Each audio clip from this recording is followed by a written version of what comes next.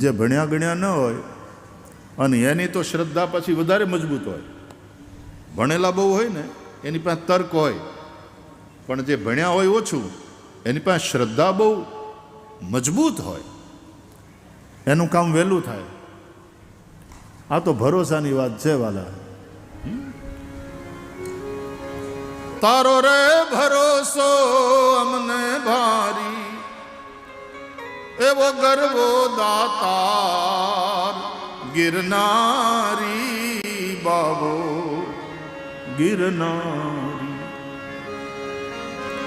ઊંચો છે ગર્વો દાતાર, નીચો જમી અલશા દાતાર. એ વચમાં છે ભવેસર ભારી, એવો ગર્વો દાતાર ગિરનારી બાબો ગિરનારી. ભરોસો ઈ જ ભજન, દ્રઢ વિશ્વાસ.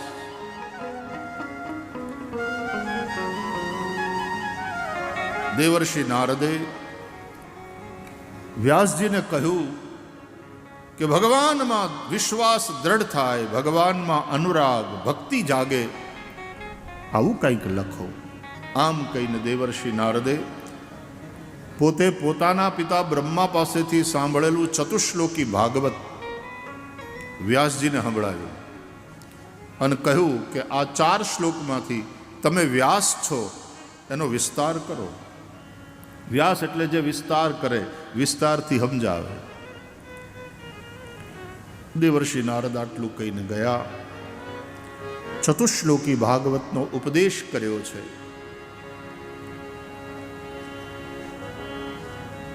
બ્રહ્મનદ્યામ સરસ્વત્યામ આશ્રમઃ પશ્ચિમે તટે. સરસ્વતી નદીના કિનારે વ્યાસજીનો આશ્રમ છે શમ્યાપ્રાસ. સરસ્વતી બ્રહ્મ નદી છે. ભાગવતની રચના બ્રહ્મ નદી સરસ્વતીના કિનારે થઈ. ભાગવત બ્રહ્મ વિદ્યા છે.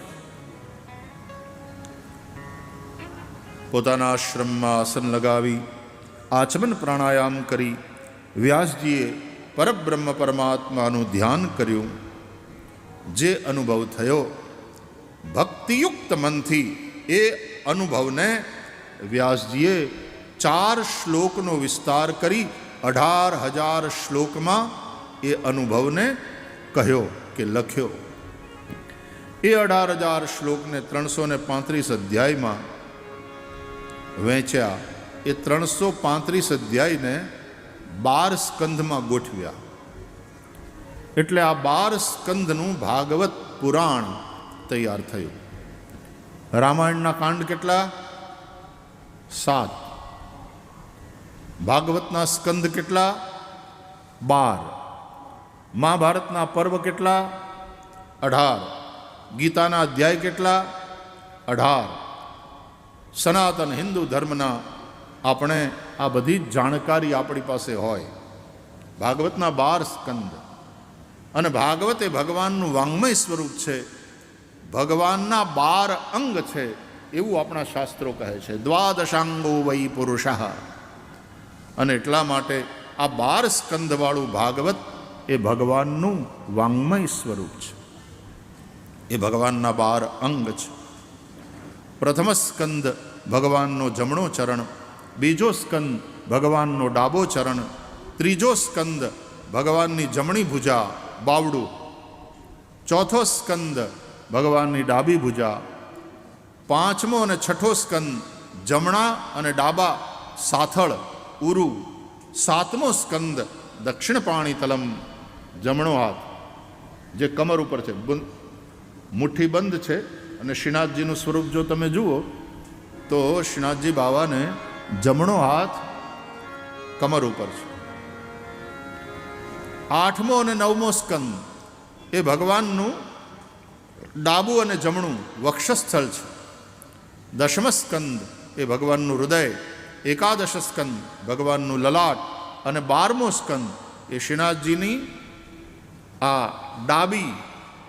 ડાબો હાથ ઊંચો છે શ્રીનાથજી બાવાનો, એનાથી એમણે ગિરિરાજ ગોવર્ધનને ધારણ કર્યા ને, એટલે આ 12મો સ્કંદ એટલે ડાબા હાથની હથેળી. આમ તો ડાબો હાથ એટલા માટે શ્રીનાથજીએ ઊંચો કર્યો છે કે એનાથી ગિરિરાજ ગોવર્ધનને ધારણ કર્યો, વ્રજવાસીઓની રક્ષા કરી ઇન્દ્રના કોપથી. પણ બીજા અર્થમાં હાથ ઊંચો કરીને ભગવાન આપણને બધાને બોલાવે છે. જેમ ભગવદ્ ગીતામાં છેલ્લે ભગવાને કહ્યું, સર્વ ધર્માન પરિત્યજ્ય મામેકમ શરણમ વ્રજ, બધું છોડીને તું મારા શરણે આવ, હું તને બધા જ પાપથી બચાવીશ, તારી સૌ સમસ્યાનો અંત મારી પાસે છે. મામેકમ શરણમ વ્રજ, મુજ એકના શરણે તું આવ. એમ હાથ ઊંચો કરીને ભગવાન આપણને બધાને બોલાવે છે.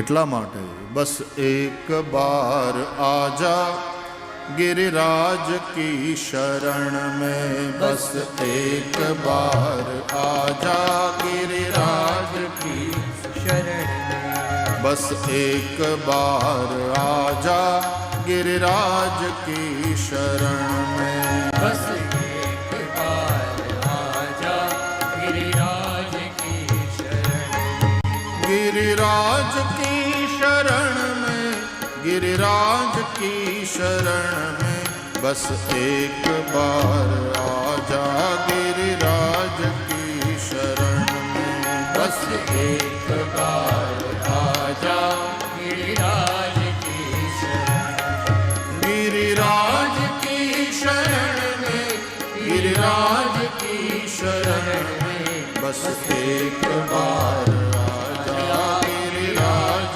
की शरण में, तू एक बार आजा गिरिराज की शरण में।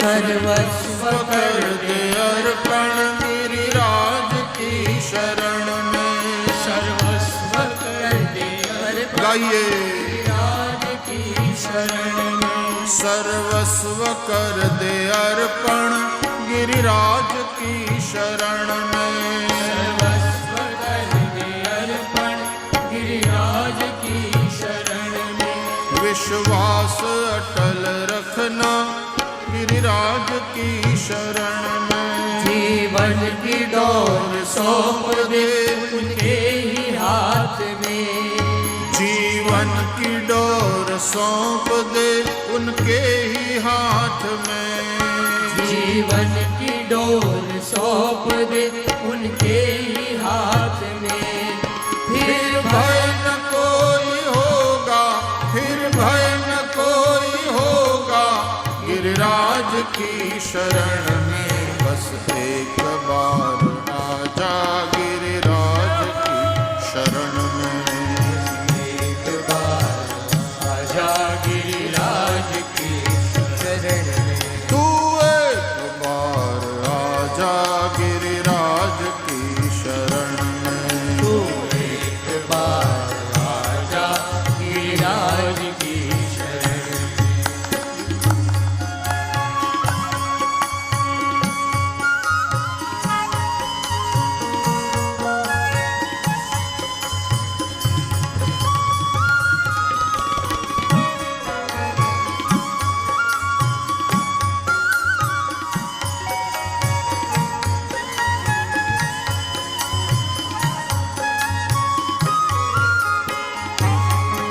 श्रद्धा से सिर झुकाकर गिरिराज की शरण में, श्रद्धा से सिर झुकाकर गिरिराज की शरण में, श्रद्धा से सिर झुकाकर गिरिराज की शरण में, श्रद्धा से सिर झुकाकर गिरिराज की शरण में, विश्वास अटल रखना गिरिराज की शरण में, विश्वास अटल रखना गिरिराज की शरण में, विश्वास अटल रखना गिरिराज की शरण में विश्वास अटल रखना गिरिराज की शरण में। निर्मल हृदय रहेगा, निर्मल हृदय रहेगा, निर्मल हृदय रहेगा, निर्मल हृदय रहेगा। गिरिराज की शरण में बस एक बार आजा, गिरिराज की शरण में बस एक बार आजा गिरिराज की शरण में। गिरिराज की शरण में, गिरिराज की शरण में बस एक बार आजा, गिरिराज की शरण में बस एक बार आजा गिरिराज की। बस एक बार आजा गिरिराज की शरण में एक बार आजा गिरिराज की शरण में। तू एक बार आजा गिरिराज की शरण में एक बार आजा गिरिराज की शरण में। गिरिराज की शरण में गिरिराज की शरण में। गिरिराज की शरण में गिरिराज की शरण में। गिरिराज की शरण में गिरिराज की शरण में। गिरिराज की शरण में गिरिराज की शरण में। गिरिराज की शरण में गिरिराज की शरण में। गिरिराज की शरण में गिरिराज की शरण में। गिरिराज की शरण में गिरिराज की शरण में। गिरिराज की शरण में गिरिराज की शरण में। गिरिराज की शरण में तू एक बार आजा गिरिराज की शरण में। વેદોનો સાર વેદોના અંતે છે. તમે કંઈક વાવો ને, જે વાવ્યું હોય એ અંતે પ્રગટ થાય ને. બાજરો વાવ્યો હોય તો બાજરાનો છોડ મોટો થાય, એ અમુક સમય પછી એને ડુંડું લાગે, પછી એની અંદર દાણા, અને પછી દાણા પાકે. એ જ એનો સાર છે. આંબો વાવ્યો હોય એ પછી એના સાર રૂપે છેલ્લે કેરી ફળ પ્રગટ થાય. આપણે સાર ગ્રહણ કરવાનો હોય, બાકી આંબાની છાયામાં બેહો, બાકી ખવાય કેરી. એમ વેદોનો સાર વેદોના અંતે, જેને આપણે વેદાંત કહીએ છીએ, ઉપનિષદો એમાં છે. ઉપનિષદોનો સાર એટલે ભગવદ્ ગીતા, અને ભગવદ્ ગીતાનો સાર ભગવદ્ ગીતાના અંતે, જ્યાં ભગવાને કહ્યું સર્વધર્માન પરિત્યજ્ય મામેકમ શરણમ વ્રજ અહમ ત્વા સર્વ પાપેભ્યો મોક્ષયિષ્યામિ મા શુચ. શરણાગતિ, બધું જ છોડી ભગવાનના શરણે જવું. તમેવ શરણમ ગચ્છ સર્વભાવેન ભારત. તો શ્રીનાથજીનો ઊંચો ઉઠેલો વામ કર કમલ એટલે કે ભગવાનનું આવાહન, આવ મેરી શરણ મેં. તો એ રીતે આ 12 સ્કંદ એ ભગવાન શ્રી હરિનું, ભગવાન શ્રી કૃષ્ણનું વાંગ્મય સ્વરૂપ છે. વ્યાસજી એની રચના કરીને પછી શુકદેવને ભણાવ્યું. શુકદેવજી બ્રહ્મજ્ઞાની છે, બ્રહ્મદ્રષ્ટા છે, પણ એ કોરા જ્ઞાની નથી. શુકદેવજીના હૃદયમાં ભગવાનની ભક્તિ ભરેલી છે. અને એટલા માટે શ્રીમદ ભાગવતના થોડા શ્લોકોનું રસાસ્વાદન કર્યું, ચાખ્યા વ્યાસજીના જ શિષ્યોના માધ્યમથી. ખૂબ આનંદ આવ્યો. શુકદેવ પોતે પોતાના પિતા પાસે આવ્યા. જન્મતાની સાથે સહજ વૈરાગ્યવાળા બાપનું ઘર છોડી જતા રહ્યા હતા, એક અર્થમાં સંન્યાસી બની ગયા હતા. એ પોતે સામે ચાલી પોતાના પિતા વેદ વ્યાસ પાસે આવ્યા અને પ્રાર્થના કરી, મને આ ભાગવત ભણાવો. વ્યાસજીએ શુકદેવને ભાગવત ભણાવ્યું. શુકમ અધ્યાપયામાસ નિવૃત્તિ નિરતમ મુનિ. શુકદેવ ભાગવત ભણ્યા અને પછી શુકદેવજીએ ગંગાના કિનારે અનશન વ્રત લઈ બેઠેલા રાજા પરીક્ષિતને આ ભાગવત સંભળાવ્યું. વળી પાછો એકવાર ભાગવતનો આંબો યાદ કરીએ.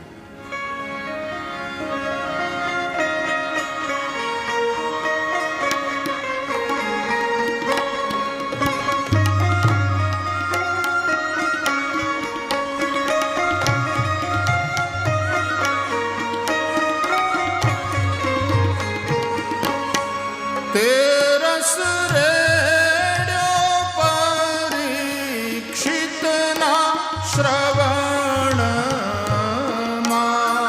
તેરસ રેડ્યો પરીક્ષિતના શ્રવણમાં.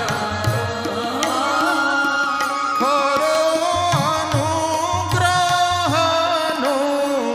આધાર એ સખી રે આંબોરો પીયો.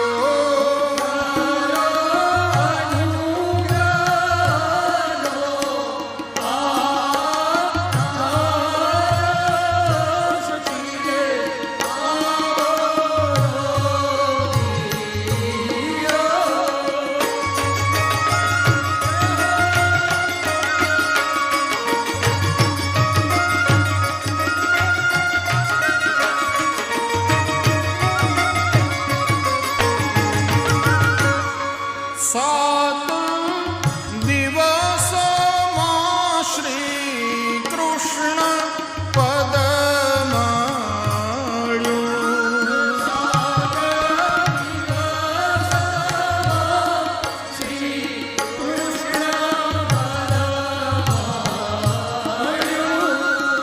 જય શ્રી પુરુષોત્તમ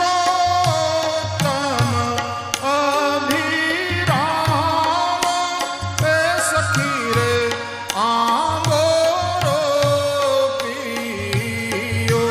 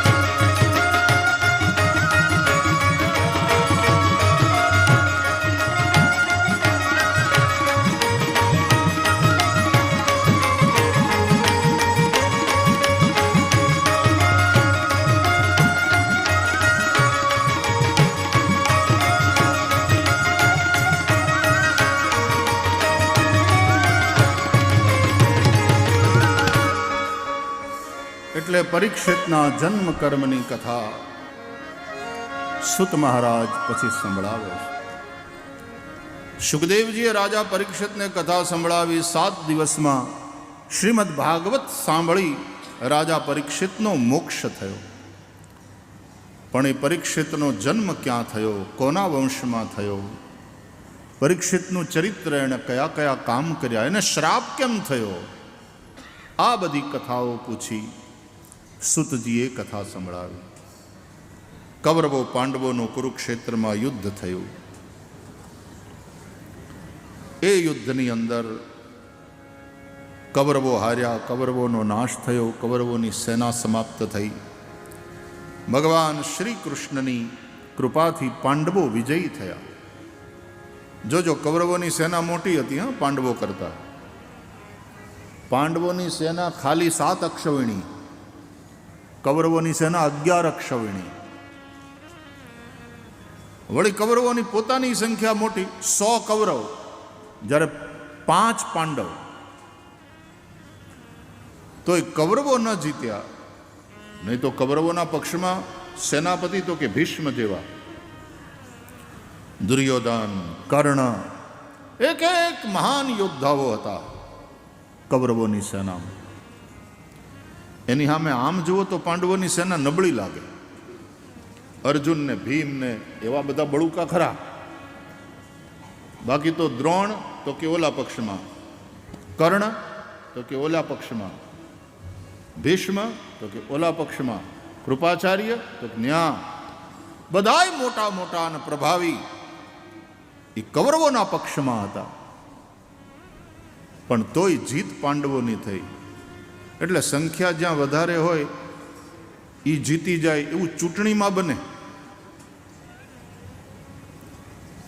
પણ ધર્મના ક્ષેત્રની વાત આવે ત્યાં તો સત્યમેવ જયતે, ત્યાં સત્યનો જ વિજય થાય, સંખ્યાનો નહીં, સત્યનો વિજય.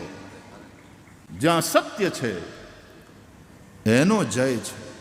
અને સત્ય પાંડવોના પક્ષે હતું. કયા રૂપે? સત્ય એટલે સાક્ષાત શ્રી કૃષ્ણ, સત્યમ પરમ ધીમહિ.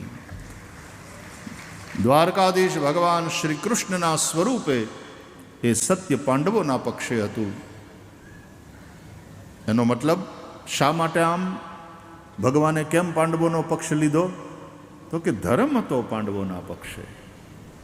જ્યાં ધર્મ છે ત્યાં શ્રી કૃષ્ણ છે. ધર્મ ન દૂસર સત્ય સમાના, અને યતો ધર્મસ્તતો જય, એવું પણ કહ્યું છે. જ્યાં ધર્મ છે ત્યાં જય છે. સત્યમેવ જયતે, સત્યનો જ વિજય થાય છે. એટલા માટે આપણે ચર્ચા કરી હતી, શ્રીમદ ભાગવતનો પ્રારંભ પણ સત્યમ પરમ ધીમહિથી થયો છે. શ્રીમદ ભાગવતનો ઉપસંહાર પણ સત્યમ પરમ ધીમહિ. સત્યથી જ આ પૃથ્વી હકીકતમાં ટકે છે. જૂઠ, ખોટું બોલવું, ખોટું લેવું, હરામનું ખાવું, એનાથી તો પૃથ્વી રસાતાળ જાય. ધર્મથી ટકે છે, સત્યથી ટકે છે. તમે હાવ સાચું કહેજો, તમને જૂઠ ગમે કે સત્ય ગમે? આપણને શું ગમે? સામેવાળો આપણી આગળ ખોટું બોલે આપણને ગમે છે? પત્ની ખોટું બોલે તો ધણીને ગમે નહીં, ધણી ખોટું બોલે પત્નીની નજરમાંથી ઉતરી જાય, વહુ ખોટું બોલે તો હાહુ સંભળાવે હાવ ખોટા બોલી છે, છોકરા ખોટું બોલે મા બાપને ગમે નહીં કે હાવ સાચું બોલવાનું બેટા, ખોટું નહીં બોલવાનું. દરેકને સત્ય જોઈએ છે પોતાના માટે. એનો અર્થ સત્ય જ ગમે છે આપણને. પણ જો આપણને બીજા પાસેથી સત્ય જોતું હોય તો આપણે બીજાને સત્ય આપવું જોઈએ. જે આપો એ મળે. ખેતરમાં જે વાવો એ ઉગે. જો તમે કોકને છેતરશો તો કોક તમને છેતરવાના જ. અને સામેવાળો છેતરશે તો તમારું સત્ય તમારી રક્ષા કરશે, આ પાકું છે. સત્યમ પરમ ધીમહિ. અહીંયા તો તકલીફ શું છે કે સામેવાળો મને હાવ સાચું બોલે, સત્ય કહે એવી આપણે ઈચ્છા રાખીએ, પણ આપણે ડગલે ને પગલે ખોટું બોલીએ. સત્યનારાયણની કથા ઘણા દર પૂનમે કરાવે, પણ અસત્ય રોજ બોલે. એટલા બધા ધાર્મિક હોય કે લહણ ડુંગળી ન ખાય, લાંચ ખાય, પાણી હાથ ગળને ગાળીને પીવે ને ગરીબોનું લોહી ઊભે ગળે પીવે. આ દંભ કહેવાય. તો સંખ્યા નહીં, સત્ય જીતે છે. જ્યાં સત્ય છે ત્યાંનો વિજય. પાંડવોના પક્ષે સત્ય હતું, પાંડવોના પક્ષે ધર્મ હતો, અને એટલા માટે પાંડવો વિજયી થયા. ભીમસેને દુર્યોધનને ગદાયુદ્ધમાં ખતમ કર્યો.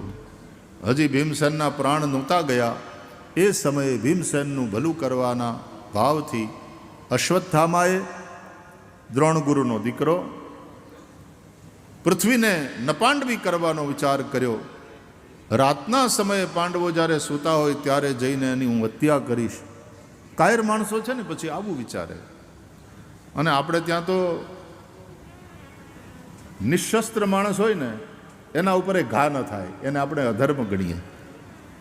વીર પુરુષ હોય ને અને લડવાનું ક્યાંક વાત આવે એટલે સામેવાળો જો નિહત્થો હોય તો એને પોતાની તલવાર આમ આપે બીજી, લે મરદ થઈ જા.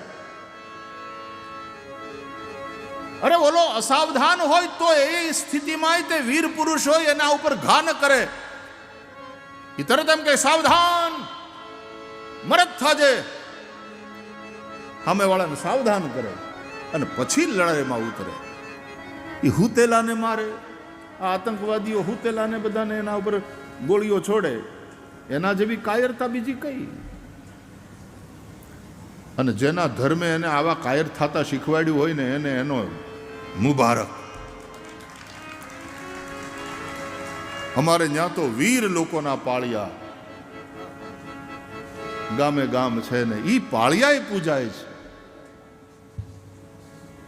કવિદાદનું પ્રસિદ્ધ પદ, ટોચોમાં ટાંકણું લઈ ભાઈ ઘડવૈયા મારે ઠાકોરજી નથી થાવ. વીર. અરે આપણે તો હુતેલાને જગાડતા નથી, તો હુતેલાને મારવાની વાત ક્યાંથી આવે? હુતેલાને બહુ ખૂતું હોય ને તો ભાઈ નિરાતે હુવા દો. એ થાય ક્યાં પા ક્યાં હુતા છે, હુવા દેવા. આપણે હુતેલાને જગાડતા નથી. કથામાં બાજુવાળો હુઈ ગયો હોય તો જગાડાય, એ પુણ્યનું કામ. ઘણા ઝોલા ખાતા હોય ને પછી બાજુવાળો આમ કોણી મારીને એમ કે કથા સાંભળો ને, અહીં કથા સાંભળવા આવ્યા કે હુવા આવ્યા? તો એ વળી પાછો આમ ટટાર થઈને કે હું ક્યાં હું તો આંખ્યું બંધ કરીને ધ્યાનથી સાંભળું છું. હવે તું આંખ્યું બંધ કરીને ધ્યાનથી સાંભળે છે, 3 વાર તો મારા ખોળામાં પીડ્યો ઝોલા ખાતો ખાતો. પણ સામાન્ય રીતે સુતેલાને આપણે જગાડતા નથી. ત્યારે સુતેલાના ઉપર ઘા કરવાની વાત એ તો અધર્મ છે. તો વીર પુરુષો આ રીતે લડે છે.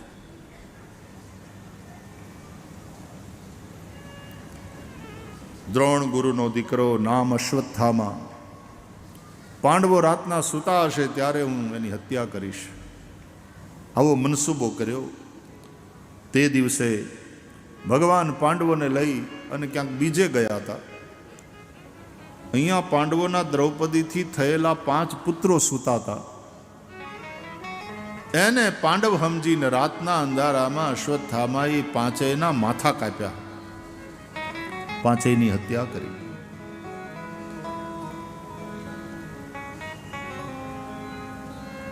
આ જ્યારે દ્રૌપદીને ખબર પડી ત્યારે દ્રૌપદી આક્રંદ કર્યું.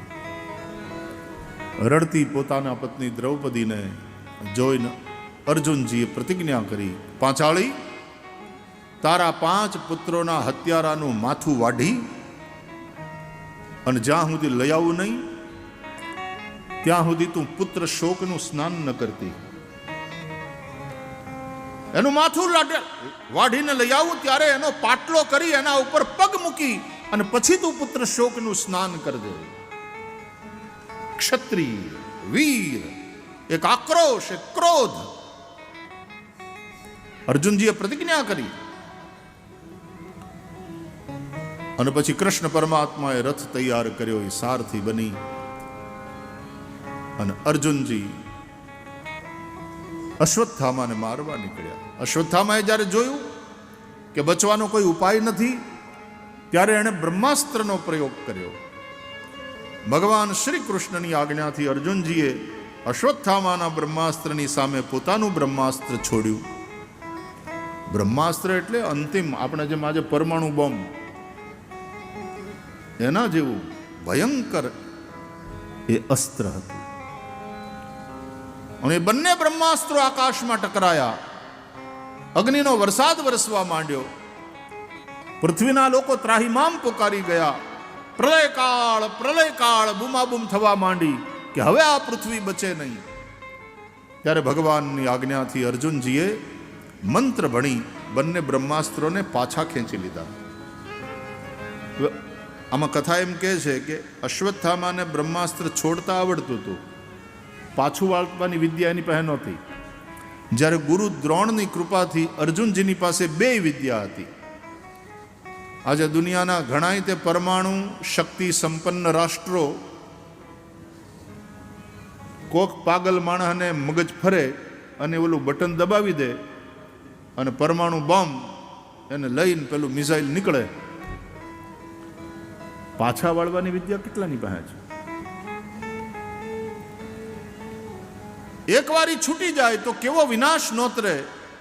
એ અમેરિકાએ જે નાગાસાકી અને હિરોશીમા ઉપર જાપાનમાં પરમાણુ બોમ્બ ફેંકેલા અને પહેલો પ્રયોગ થયેલો, અને એના એ પરમાણુ બોમ્બે જે વિનાશ વેર્યો હતો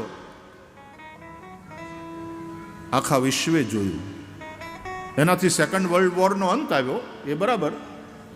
અને એટલા માટે જ તે અત્યારે ઘણા બધા રાષ્ટ્રો પરમાણુ શક્તિ સંપન્ન થયા છે. એનાથી એમ કહે છે કે સંસારમાં શાંતિ છે. આપણા વડીલોએ તો દેહી ભાષામાં આપણને સમજાવ્યું, પેલો ઘા પરમેશ્વરનો. સિમ્પલ. હા, પેલો ઘા પરમેશ્વર. પણ એને છોડતાય આવડે ને પાછું વાળતાય આવડે. અર્જુનની પાસે આ બંને ટેકનિક હતી, અને એટલા માટે અર્જુને બંને બ્રહ્માસ્ત્રોને પાછા ખેંચી લીધા અને વિનાશ થતો અટકાવ્યો.